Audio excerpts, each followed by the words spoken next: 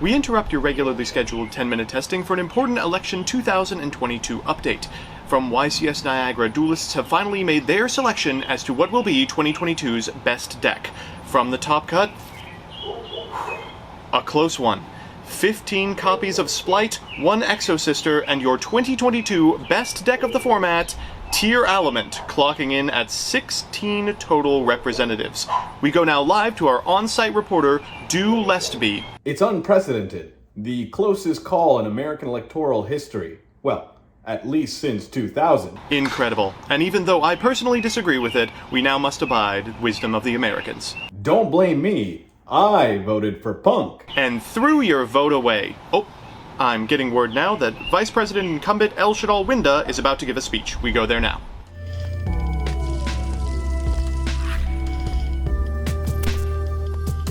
Good afternoon, Jank enthusiasts. I'm MBT, and this is 10-minute testing. Well, we had a fun little run, pretending that this or that Punk deck was going to be relevant in a few weeks, but now it's time to get real. Pote releases at the end of the month, and with it we'll see a metagame transformation not seen since Dragon Ruler's Spellbook. Splight and Tearalament are poised to absolutely dominate the metagame. So today we're going to look at the latter. Presenting Tearalament. So here's the list. Now notably there are a lot of ways to play Tear, some of which we're going to explore in the coming weeks, but for now we're going to work with Pure. As always, I'll give you a background about the archetype, a little bit of a discussion about what I hope the deck can do, and of course, the card by card. But first, this video is sponsored by Yu-Gi-Oh! Pro Deck. Yu-Gi-Oh! Pro Deck is the pack opening website that everyone's using for their progression series, but you might have missed it's also got a deck builder, a card database, and a wealth of strategy articles. I personally use it to post the Chalice Line monthly deck breakdowns, so give it a look at www.ygoprodeck.com. With that, let's take a look at Tear. Tearalament is an archetype of mostly dark aqua monsters. Each one has 2 effects. The first mills some cards from the top of your deck to the graveyard, and the second allows you to perform a fusion summon using material from your hand, field, or graveyard when sent to the graveyard by a card effect. This is catastrophic. Imagine, if you will, an archetype where every card is better Chaos Ruler. While the monsters they can summon are pretty limited in scope, 20 years of printing purple gives the deck more than enough options to compete. Notably, Predaplant Dragostapelia, a monster negate that interacts super favorably with Splight, Millennium Eyes Restrict, a sort of wonky monster negate in the best way possible, and of course, everyone's favorite Shadow Floodgate, Winda. Unsurprisingly, these cards have been absolutely obliterating the OCG for the past few months, and while it's in part because of the new Ishizu cards, the deck is still extremely playable before then. These Mystical Maidens aren't the only thing on display this episode. Pote format is also going to radically change how we build decks. With the exception of Splight, which will definitely be playing Gamma because of its advantageous stat line, decks might not be playing the 12-hand trap lineups that we've been accustomed to. That's because if the top 2 decks are Splight and Tearalament, there aren't really choke points in them per se. And in a format where every card could conceivably summon anything, losing a combination 1-card starter and extender if you're interrupted isn't worth a slot in your opening hand. Instead, it's likely we're going to be relying very heavily on equalizers in this upcoming format. Dark Ruler No More, Triple Tactics Talents, Forbidden Droplet, and possibly even Change of Heart in order to take huge swingy turns, following our opponent's huge swingy turn. So with that, let's get into the card by card. First up, the Tearalaments. 3 copies of Tearalament Shaylin. This card can be special summoned from the hand by sending a card from your hand to the graveyard as an effect. And when it's special summoned this way, you send the top 3 cards of your deck to the graveyard. After that is Tearalament's Hafunis. When your opponent activates a monster effect on the field, you can special summon this card from your hand and then send the top 3 cards of your deck to the graveyard. And Tearalament's Myru, which, if normal or special summoned, allows you to send the top 3 cards of your deck to the graveyard. All 3 of these, if sent to the graveyard by a card effect, allow you to perform a fusion summon by placing fusion material from your graveyard, hand, or field on the bottom of your deck in any order. Finally, there is 1 black sheep among the Tearalaments, Rhinoheart. This monster is a water warrior instead of a dark aqua, and if it's normal or special, can send a Tearalament monster from your deck to the graveyard. If it's sent to the graveyard by a card effect, it does not perform a fusion. Instead, it can be special summoned, and then you send a Tearalament's card from your hand to the graveyard by card effect. Now, while Rhinoheart is an incredibly powerful normal summon, it doesn't have to take up your NS. That's because it can reborn itself using its own effect, or you can cycle into it from the Tearalament's fusion monster. As a result, there is a slot in this deck for a normal summon, and while you'll see a lot of people experimenting with a lot of different things, for the time being, we are playing Supreme Sea Mare. If this card is normal or special, you can send an Aqua from your deck to the graveyard, which of course will trigger the effects of any of your Tearalaments. Notably, this is a 4-star water, which alongside the Rhino Heart makes a Bahamut, unlocking Toad plays. After that is 2 King of the Swamp, and this card is fantastic in this deck. It's not only an extender, getting your way to a polymerization in a hand where you're otherwise clogged with Tearalaments is a great way to get your plays started, it is also a really powerful material for a fusion summon. Because it can be a substitute even if used in the graveyard, you can use it as your first fusion summon in order to make a Millenniumize Restrict before you commit to anything you don't want to be hand-trapped. After that, we've got the Shaddolls. All we need to play is 1 Beast and 1 Squamata. I promise you, you will find them. After that, we've got 2 Polys for our 2 King of the Swamp, 1 Instant Fusion to get an MER if we want it, 1 Change of Heart, triple Tactics Talents, 1 Rhoda, double Desires, triple Dark Ruler no more. We can really easily get into a scenario where even if we can't deal damage, our opponent can't possibly break a board that includes Winda, 1 Terraforming for this unbelievable card I cannot believe got printed, Pellerino, the Primal Parallel Ruined Realm, and attempt to say that 3 times fast at your own peril. When this card's activated, you can add a Tearalament or a Visa Starfrost from your deck to your hand. Fusion monsters and Tearalaments gain 500 attack, and if a Tearalament monster is returned from your field or graveyard to the deck or extra deck, you can target a card on the field, destroy it. Now that can trigger on your opponent's turn, which means that it is not impossible to wield this as a removal spell if you are allowed to quick fusion, which the deck has many different ways to access. We're playing, of course, 1 Foolish Burial and 1 Called by the Grave, followed by the Trap lineup, 2 Tearalament Meta Noise, and 1 Tearalament Salic. Both of these are extenders for different setups, and they're both fine to draw or end on as part of your final board. They're a Book of Moon and an effect negation, respectively. In the extra, we have a Guardian Chimera. We can make it, so we'll play it. We've got 1 copy of Kaleido Heart. This is a high investment fusion monster with a really sick payoff. Double Predaplant Dragostapelia. Fun fact, that negation is not a hard once per turn. 2 Kitkalos. Most of your early game is going to be spent making this card exactly, then using its effect to summon from your hand a copy of Tearalament Myru or a copy of Tearalament Rhino Heart. This allows you to mill a ton of cards, either targeted through Rhino Heart or randomly through Myru, and by getting like 11 cards into the grave over the course of a couple of effect activations, you're likely to hit enough Tearalaments that you can continue extending from there. Kitkalos is also a fusion, which makes it perfect material for a Dragostapelia.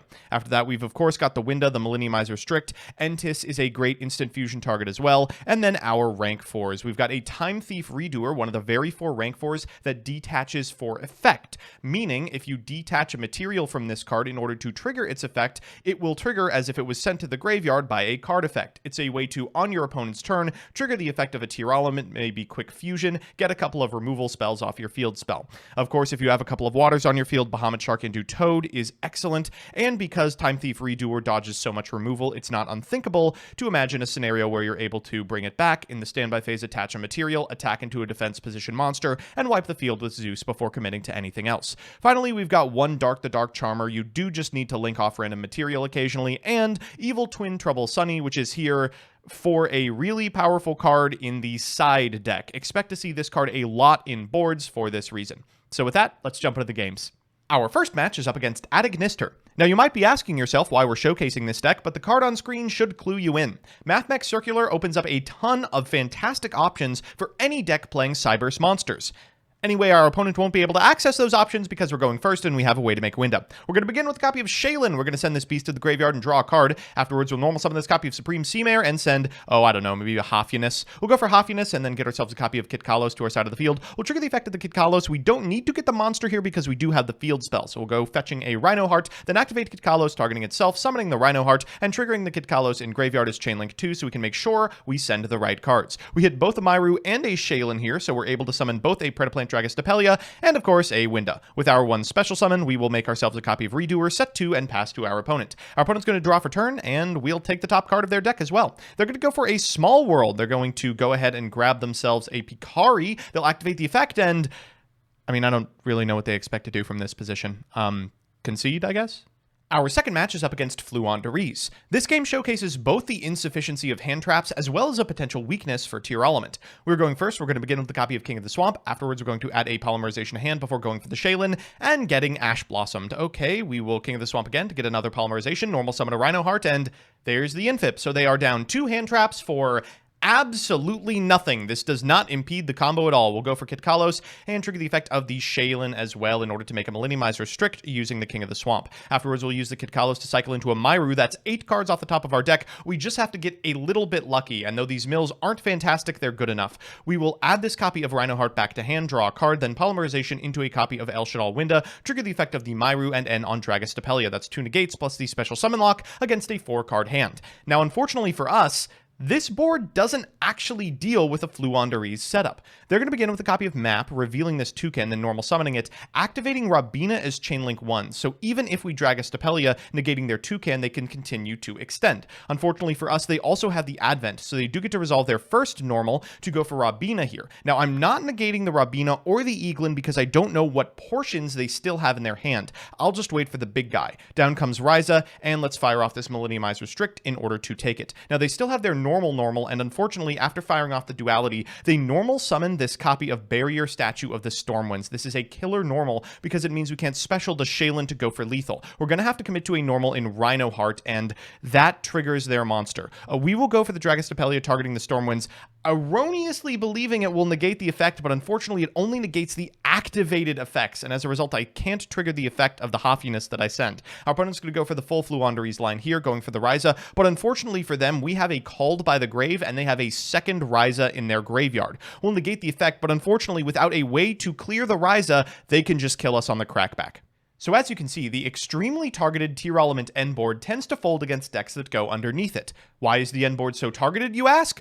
Well, may I introduce you to the inaugural best of 3 versus meta. Our opponent is on Splight, and if you haven't encountered this deck yet, expect to frequently in the coming months. We are going first, and though our opponent has 2 points of interaction, that is not really a problem for us. We're going to begin with a copy of King of the Swamp to get ourselves a copy of Polymerization, then fire off this Pot of Desires, to which our opponent will Ash Blossom. No big deal, we still have everything we need. We'll go for Myru, we'll activate the effect, they will Gamma, and unfortunately for our opponent, that sends the Myru to the graveyard via card effect. We will activate its effect and get ourselves a copy of Kit Kalos. Unfortunately, we have to use the King of the Swamp there, but it is what it is. We'll go for a Shaylin here, summoning it and then sending a Squamata to the graveyard before going for Kit Kalos to summon a Myru and triggering the effect of the Kit Kalos to send 5. We hit a Hoffiness, so we are able to summon a copy of Dragostapelia. Then we can polymerize our last 2 remaining monsters for another Kit Kalos using the effect of the Shaylin in graveyard to end on Winda and pass back to our opponent. Good luck to the Splight player. They're going to begin with a copy of Starter. They're going to get themselves a copy of Jet and activate the effect, which we will negate. They're going to set 1 cards afterward and pass it back.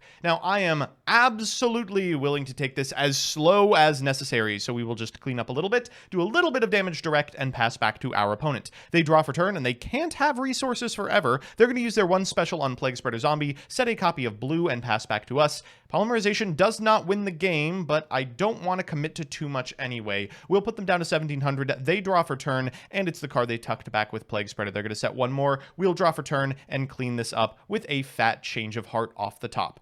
That's game 1 for you. So it's time for game 2, and wow, is that ever an opener. Okay, let's see if we can beat Normal Summon Swap Frog in the year of our Lord 2022. It's amazing just how much the frogs do for this archetype. Our opponent's going to go for a Splight Starter to get blue, blue to get red, and then special the red, and special the carrot they already have in hand. From here, they can overlay for a Gigantic Splight, use its effect in order to summon a Jet. They'll trigger the effect of the Jet for a starter for next turn, before making themselves a copy of Splight Elf. They're going to bring back this copy of Swap Frog, trigger the effect to send a Swap Frog to graveyard, which they can then banish for the Ronin Totem, and overlay for a Totally Awesome. From here, they're going to set 2 and oh, Lambda. All right, well, let's see what we can do.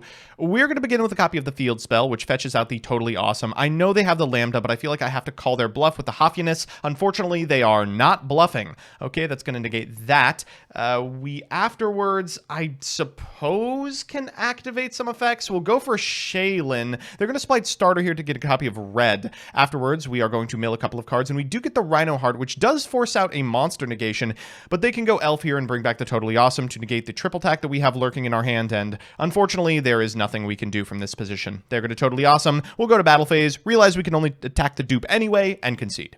So it's time for that all-important Game 3, and this is going to be an interesting one. We've opened full combo, our opponent has a hand trap that doesn't impede our progress, but they also have an equalizer that does. As a result, this game, we are going to show off what happens when you diversify your types of interaction.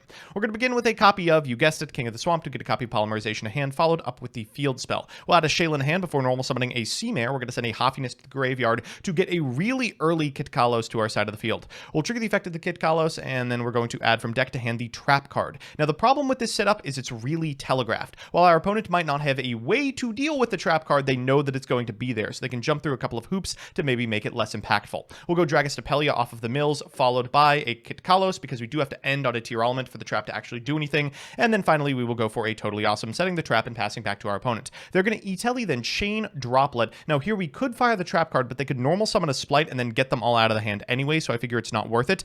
And then they immediately reveal a Carrot. Carrot will negate the trap card, and they never remove it from their field, which means we don't ever have a good opportunity to do it. We'll go for it anyway in order to get the red off the field, but they are going to be able to go for Gigantic Splight in order to summon a Swap Frog, and then they'll send a Ronin Totem to the graveyard. Finally, they will starter for a Jet. They'll activate the effect of the Jet for a starter for next turn, and then overlay for a Cat Shark. That's going to make this Gigantic Splight even more gigantic before they go into Splight Elf, and bring back once more the Swap Frog, allowing them to send another Swap Frog to banish for a Ronin Totem, and end on a negate as well. This is a formidable board to be sure, and it all but clears ours. We're going to use Totally Awesome here in order to bring back the Rhino Heart. We'll take a ton of damage, but we're not necessarily out of it yet. They're going to set one card, and we do have the Dark Ruler for follow-up. They Toad, and then immediately fire off the Splight starter as well, which means we get max value off this Dark Ruler no more. We'll go for it now, and let's just get ourselves into a winning position. We'll go for the field spell, then afterwards we'll activate Kitkalos in order to cycle for the Myru. That's going to mill 8 cards off the top of our deck. Just have to get a little bit lucky, and whoa do we ever. We get the Trap card, and we get a Rhino Heart here. We'll special the Rhino Heart,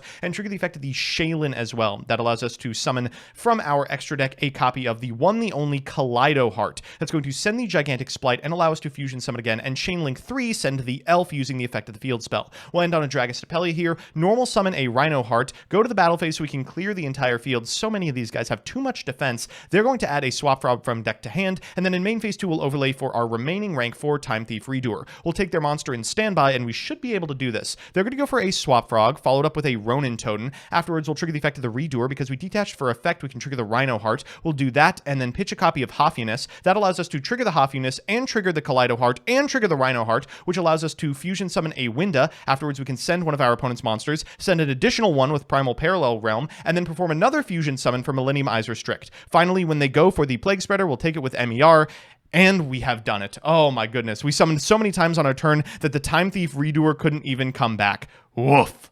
So we're back with the deck, and boy, definitely did not play those optimally, but apparently did play them well enough to beat week 1 Splight pilots. Let's do the pros and cons.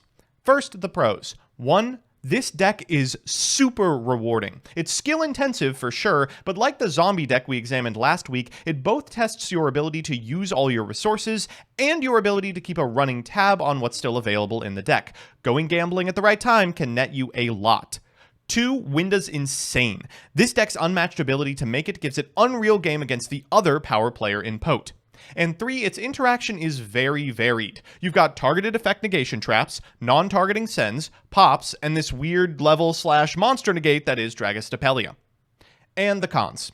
1, this deck is hard. This deck is really, really complex. There's a lot to manage and a lot to plan for. It's not something you can just pick up and play. 2, out of the board, there are some 1-card win cons that just absolutely hose you. Have you ever heard of this card called Dimensional Barrier? And 3, sometimes you end up with hands that just straight up have the wrong monsters in them. A handful of Hoffiness doesn't get you very far. All in all, this deck will clearly be very, very good in a post-Pote format. Get your reps in now, and figure out how your deck is beating Winda.